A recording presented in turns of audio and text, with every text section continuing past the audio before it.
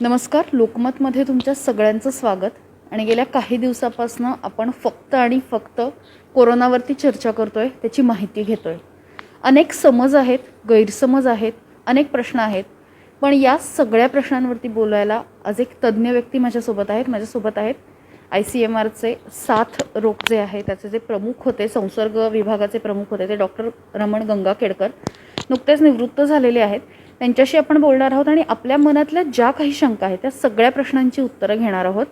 सरांना पद्मश्रीसुद्धा मिळालेली आहे, तर आपण त्यांच्याशी गप्पा मारूया. सर, खूप खूप स्वागत लोकमतमध्ये तुमचं.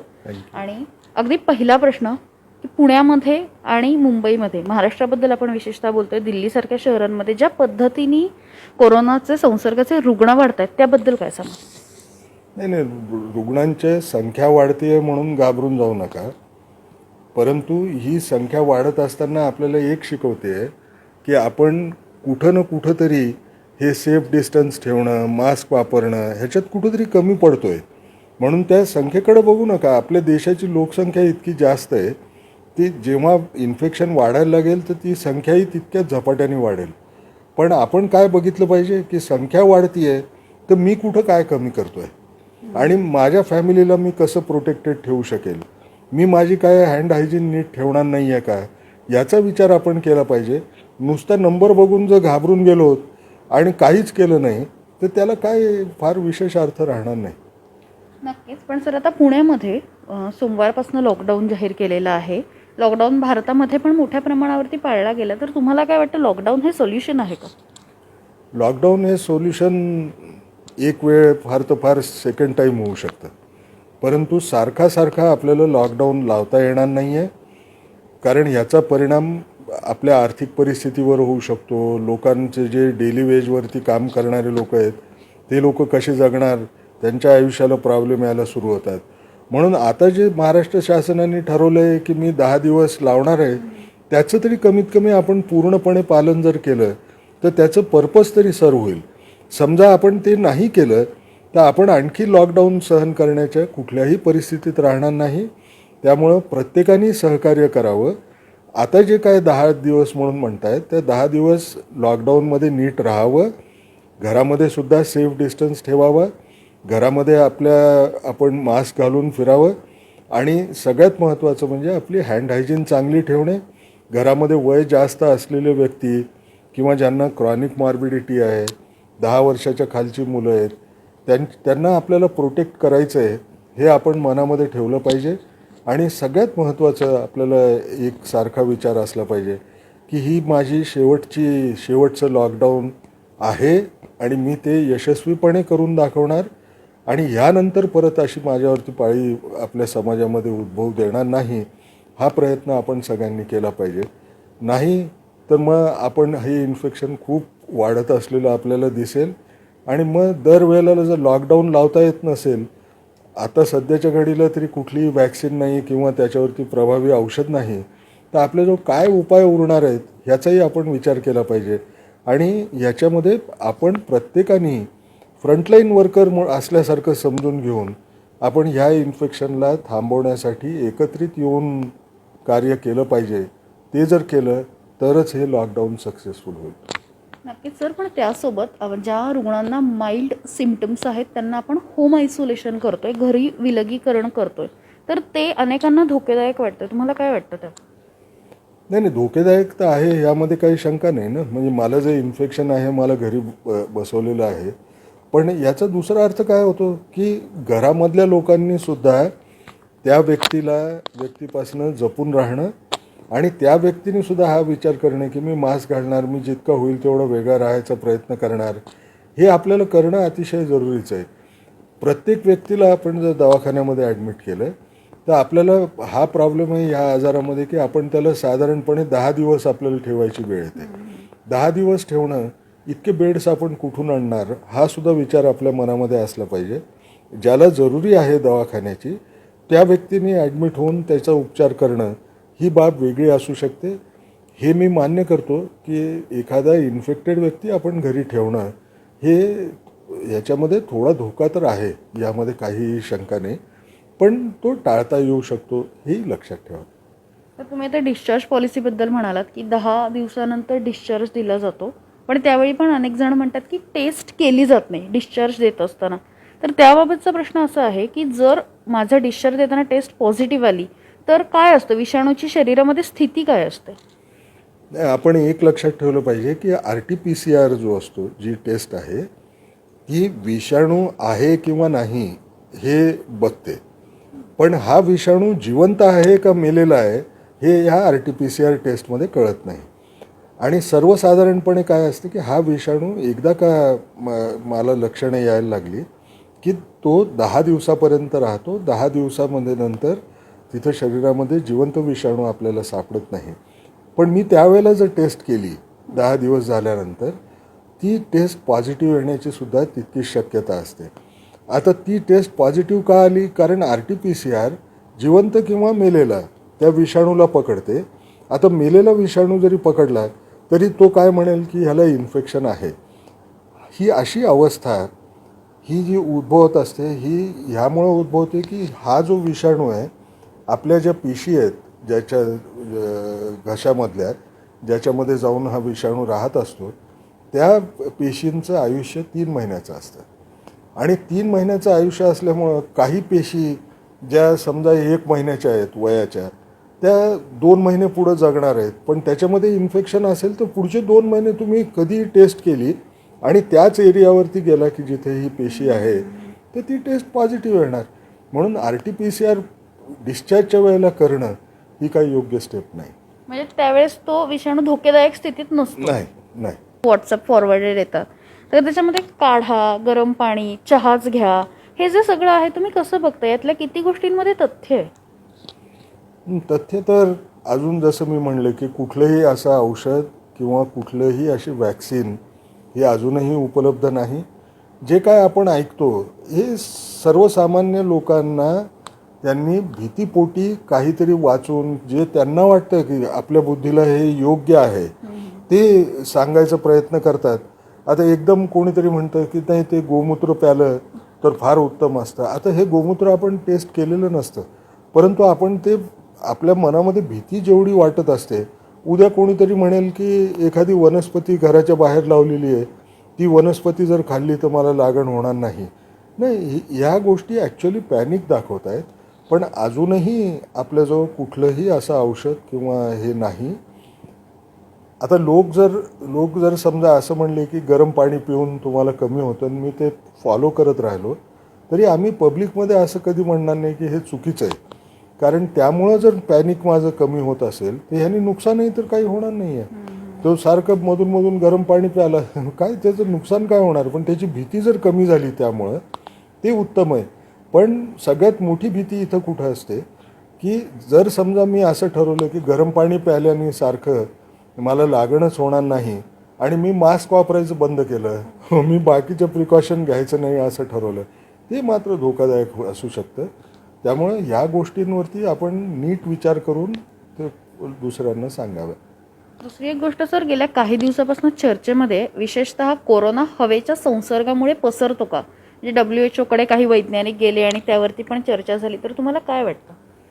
नाही, आता मी जसं माझं एक वैयक्तिक मत आहे की ह्या आजाराची भीती सर्वत्र इतकी जास्त झालेली आहे की प्रत्येक व्यक्ती कोरोनावरती काही पेपर आला काही छापून तो पेपर वाचून आपल्याला काय कळतं त्याप्रमाणे करायला चालले. आता हे शास्त्र आहे. शास्त्रामध्ये या सायन्समध्ये 1000 गोष्टी नवीन सांगत असतात. आता त्याच्यावरती डिबेट होते, मग ठरवलं जातं की हे असं खरंच होऊ शकतं का. आता त्यांनी एक पत्र काय लिहिलं, ते पत्र वाचून लोकांनी भीती त्यांच्या मनात वाढवून घेतली. सत्य काय आहे? सत्य एक लक्षात ठेवा की दोन्ही गोष्टी, ते जे पत्र आहे ते पत्र चुकीचं आहे असं नाही आहे. पण हे इन्फेक्शन जे आहे हे हवेमधनं येतं हे म्हणण्यासाठी आपल्याला एवढं घाबरायचं कारण नाही. कारण हवेमधनं जर आलं असतं तर आपण नेहमी पाहतो एखाद्या घरामध्ये एक व्यक्ती पॉझिटिव्ह येते, पण बाकीच्या व्यक्ती ज्या आहेत त्यांची टेस्ट केली तर त्या निगेटिव्ह येतात. हे कारण काय? जर समजा हे जर एअरबॉर्न इन्फेक्शन असलं असतं, हवेमधनं येणारं असलं असतं, तर घरातल्या सगळ्याच्या सगळ्या व्यक्ती पॉझिटिव्ह यायला पाहिजे. पण ते होत नाही, कारण हे अजूनही ड्रॉपलेट इन्फेक्शन आहे. ड्रॉपलेट इन्फेक्शन ज्या प्रकारे स्प्रेड व्हायला पाहिजे घरामध्ये तसंच संसर्ग त्याचा वाढतो. राहिला प्रश्न की हे हवेमध्ये केव्हा जातं. हवेमध्ये जे जातं हे सर्वसाधारणपणे ऑपरेशन थिएटरमध्ये, जिथं काही प्रोसिजर्स केले जातात त्या माणसावरती ऑपरेशन करत असताना, तिथे मात्र एखाद्या वेळेस जसं कुठं ड्रिल असेल तर त्या ड्रिलमुळे तुम्हाला हवेमध्ये ते पूर्ण हे ड्रॉपलेट्स जाणार, त्यांची साईज छोटी राहणार आणि ते एअरबॉर्न इन्फेक्शन होण्याची शक्यता असते. याला आम्ही एरोसॉल जनरेटिंग प्रोसिजर्स म्हणून लिहिलेली आहेत आणि प्रत्येक डॉक्टरला जो कोणी ऑपरेशन थिएटरमध्ये काम करतो त्याला ह्याबाबत पूर्वीच सांगितलं गेलेलं आहे. म्हणजे हे जे एअरबॉर्न इन्फेक्शन म्हणतायत हे माहिती नव्हतं असं नाही, पण सर्वसामान्य लोकांना ह्याचा कुठलाही प्रॉब्लेम येण्याची शक्यता नाही. हे जे काय आहे हे ऑपरेशन थिएटरपुरतं मर्यादित आहे किंवा इंटेन्सिव्ह केअरमध्ये काही प्रोसिजर्समध्ये मर्यादित असू शकतं आणि त्याबद्दल कसं त्याला हँडल करायचं हे डॉक्टरांना ज्ञान असतं. तर शेवटचे 2 प्रश्न की खूप चर्चा गेले काही दिवसापासून आपण बघतो, अनेक प्रकारच्या वेगवेगळ्या बातम्या आल्या, या तारखेपर्यंत लस निघेल, त्या तारखेपर्यंत लस निघेल. सर कधीपर्यंत यावरती आपण सोल्युशन किंवा ती सामान्यांपर्यंत येईल? आपण एक लक्षात ठेवलं पाहिजे, कुठलीही वॅक्सिन ट्रायल पूर्वी जेव्हा आपण करायचो त्याला टोटल 10 वर्षापर्यंतचा वेळ लागायचा वॅक्सिन तयार झाल्यावर.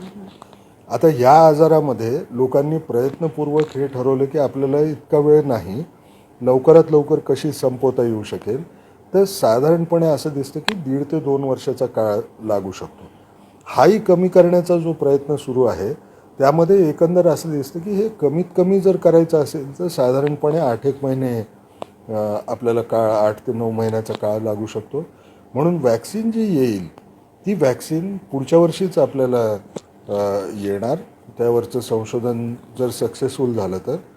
आणि ही वॅक्सिन जेव्हा सक्सेसफुल आहे असं आपल्याला कळालं तर त्या वॅक्सिनचं प्रोडक्शन मध्येच केव्हा तरी सुरू करणं, हे जर सुरू केलं तर म्हणजे जसं आपल्याला कळायला लागतं की एका प्रकारच्या ट्रायलमध्ये की ह्या वॅक्सिनमुळे वॅक्सिन दिल्यावरती शरीरामध्ये अँटीबॉडीज किंवा त्याच्या विरुद्ध जे काम करणारे शस्त्र असतात या कोरोनाच्या विरुद्ध, त्या अँटीबॉडीज तयार व्हायला लागल्या आहेत आणि चांगल्या प्रमाणामध्ये तयार होत आहेत. तर काही कारखानदार जे लोक असतात ते लोक रिस्क घेतील, ही वॅक्सिन मॅन्युफॅक्चरर्स, ते त्याच्यामध्ये पैसे इन्व्हेस्ट करून त्याचं प्रोडक्शन ऑलरेडी चालू करतील. कारण आपल्या पूर्ण जगामधल्या सगळ्यांना ही वॅक्सिन मिळावी अशी लोकांची त्यावेळेला इच्छा असणार. आणि जर समजा ही वॅक्सिन फेल झाली नंतर त्यांचे पैसे बुडतील, यापेक्षा जास्त होणार नाही. पण लोकांना वॅक्सिन मिळावी यासाठी हे लोक पैसे इन्व्हेस्ट करून लवकरात लवकर वॅक्सिन देण्याचा सुद्धा प्रयत्न करत आहेत. भारताची तुलना या काळामध्ये विशेषतः चीनमधल्या आरोग्य व्यवस्थेसोबत केली गेली तर आपल्या आरोग्य व्यवस्थेची जी स्थिती आहे ती काय आहे? म्हणजे इटलीसोबत केली गेली की अमेरिकेमध्ये सुद्धा रुग्ण वाढत आहेत आणि हळूहळू तर तिथे कमी होत आहेत आणि आपल्याकडे वाढत आहेत. तर काय वाटतं तुम्ही या सगळ्याकडे बघता तेव्हा? नाही, आपण एक लक्षात ठेवलं पाहिजे की आपण जो सुरुवातीला लॉकडाऊन लावला त्या लॉकडाऊनमुळं आपल्या देशामध्ये ह्याचं आउटब्रेक सिरियस होण्याला वेळ लागला खूप. आता ही संख्या वाढत चालली. परंतु तुम्ही इतर देशामध्ये जर पाहिलं असेल, तुम्ही काही देशांची नावं घेतली, तिथे लॉकडाऊन हा काही ठिकाणी तर अजून नीट झालेला नाही किंवा जिथं कुठं झाला तिथं तो इतका स्ट्रॉंगली सुद्धा त्यांनी वापरला नाही. पण तिथं जे आउटब्रेक जो झाला तो लवकर मॅच्युअर झाला त्या तिथे. वेरॅज आपण आपल्या देशाकडे जर पाहिलं तर आपला जो आउटब्रेक आहे हा आत्ता कुठं हा मॅच्युरिटीकडं जायला सुरुवात झालेली आहे. त्यामुळं 2 देशांचं कंपॅरिझन करणं माझ्या मते योग्य नाही. एक गोष्ट आपण दुसरी लक्षात ठेवली पाहिजे की भारतामध्ये 6 मध्ये 1 माणूस तर जगातला राहतो. परंतु दुसरी बाब जी आहे की भारत हा देश इतका मोठा आहे, त्याला आपण सबकॉन्टिनेंट म्हणतो. तुम्ही इटली म्हणून म्हणलं तर इटली हे आपल्या गोवा स्टेटसुद्धा त्याच्यापेक्षा मोठं आहे. मग अशा परिस्थितीमध्ये आपण त्यांचं कंपॅरिझन करणं हे योग्य नाही. दुसरी गोष्ट आपण पाहिली पाहिजे की इतर ठिकाणी त्यांच्याकडे काय होतं की त्यांच्याकडं वय जास्त झालेल्या लोकांची संख्या खूप जास्त आहे, त्या मानाने आपल्याकडे कमी आहे. आणि त्यामुळं आपल्याला तीव्रतेमध्ये सुद्धा फरक या आजाराच्या हा आपल्याला आपल्या देशात दिसतो. म्हणून 2 देश कंपेअर करणं हे कदाचित योग्य राहणार नाही. आपल्याकडं त्या मनाने आपण चांगले आहेत, काही प्रश्नच येत नाही काही. तर शेवटचा प्रश्न की लोकांना काय सांगाल, जी लोकांमध्ये सध्या पॅनिक आहे. तुम्ही पण म्हटलात की खूप वाचलं जातं आणि त्यातनं हवे ते अर्थ काढले जातात, एक भीती आहे सगळ्यांमध्ये, काय सांगाल? पॅनिक होण्यापेक्षा सगळ्यात महत्त्वाचं आपण सगळ्यांनी लक्षात ठेवलं पाहिजे, ह्याचं लक्षण दिसलं की स्वतःची टेस्ट करायला स्वतःहून येणं. सगळे लोक पूर्वी म्हणायचे की ICMR टेस्ट करू देत नाही जास्त लोकांची, पण हे सत्य कधीच नव्हतं. आम्ही कधीही आमची कपॅसिटी जेवढी होती ती कधीही युटिलाइज केल्या गेली नाही. का होत नाही आहे ती युटिलाइज? कारण जे लोकांना लक्षणं आहेत ते स्वतःहून पुढे येऊन स्वतःची टेस्ट करत नाही. हे आपण जर करायचा प्रयत्न केला की आपल्याला जर लक्षण असेल तर जायचं, टेस्ट करून घ्यायची, आणि जे आयसोलेशनचे जे रूल्स आपण टाकलेले आहेत ती नीट जर आपण पाळली तर ह्यावरती नक्कीच आपण मात देऊ शकू. सगळ्यात महत्त्वाचं जर आपल्याला काही लक्षात ठेवायचं असेल तर हा लढा जो आहे हा फक्त शासनाचा नाही, हा लढा तुमचा आमचा सगळ्यांचा आहे.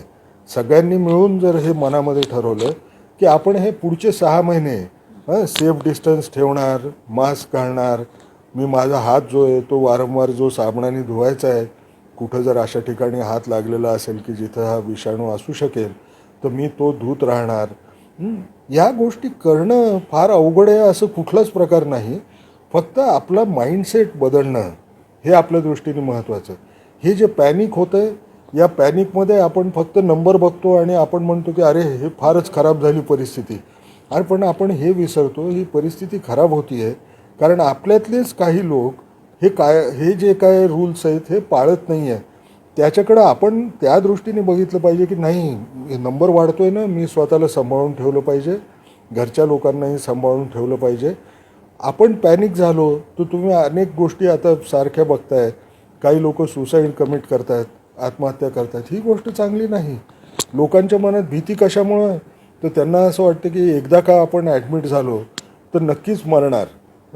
परंतु मरण्याची शक्यता ही अतिशय कमी आहे. याकडं सुद्धा आपण लक्ष देत नाही आहे, त्यामुळे हे पॅनिक वाढते.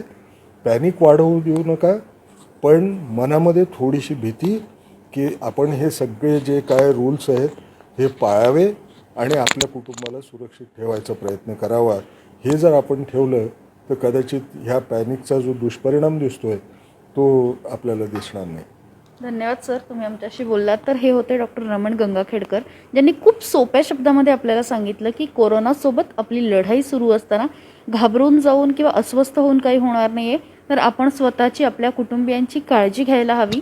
आकडे बघून त्याबाबत चिंतित होण्यापेक्षा हे आकडे कमी कसे होतील आणि त्यात आपण कसं जाणार नाही याची जर काळजी घेतली तर कोरोनापासून दूर होण्यासाठी किंवा घाबरण्यासारखं काहीच नाही आहे.